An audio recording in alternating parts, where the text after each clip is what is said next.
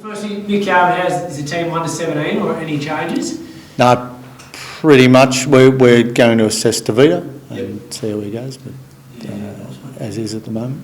Mate, 4 weeks into the role now, what are the things you've sort of been able to tinker or adjust over that time?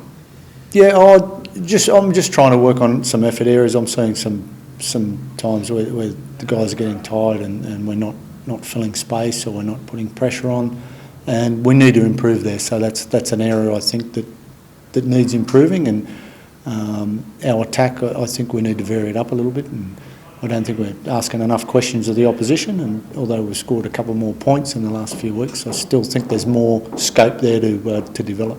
And the halves are on board with that, they're keen to explore that, and do they help drive it as well? Yeah, sure, they do. Yeah, I think every team's keen to score more points. So yeah, they are driving it, and just mixing up our attack a little bit more is going to give us just an edge, I think. So. There must have been some confidence from the weekend, given you pushed Penrith, one of the main contenders. Did you, when you watched the tape back, was there some stuff that you liked? Yeah, we did some good stuff, but we come up with ill discipline. We come up with a poor offload, and we don't stay in the grind for long enough, and teams get away from us, then we claw back, and then team gets away from us again, and we've got to be a bit more disciplined in our play, and we've got to do those fundamentals in NRL, and that's get them in the corner and make them fight their way out.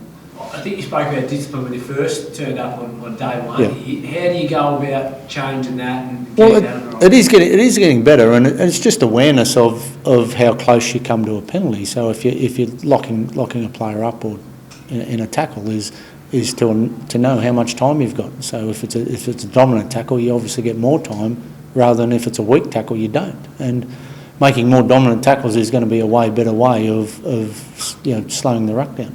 You enjoying being back in the hot seat?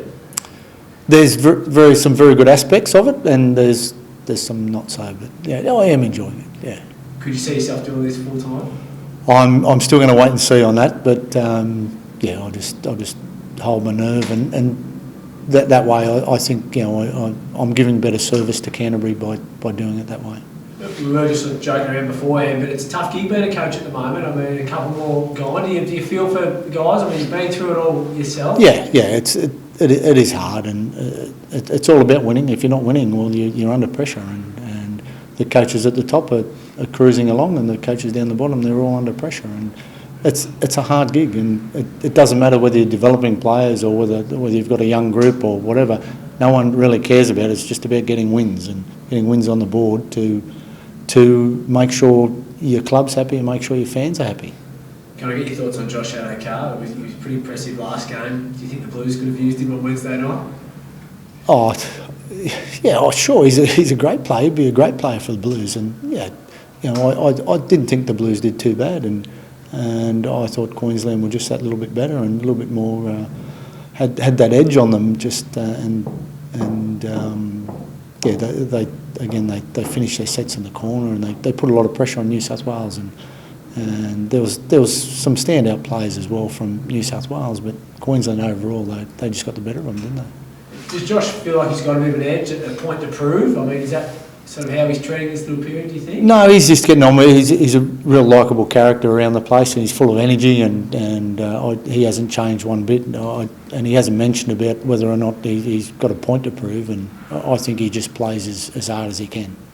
And thoughts on the Eels? What have you made of them so far? They're going to be tough. They're a complete all-round team as far as all the positions. They're strong in the forwards. They make the most offloads of anyone in the comp, and they're going to be hard to stop. And we're going to do everything possible to prevent them. And it'll be a real tough job. And then just on Tavita again, so he's close, do you think? What are his chances of... Yeah, we'll assess him today, and then again on captain's run. But yes, he's close. And Matt Duffy, where's he at? Where do you see him at the moment? Matt had a good game in reserve grade last week, and he'll be probably playing in reserve grade again this week.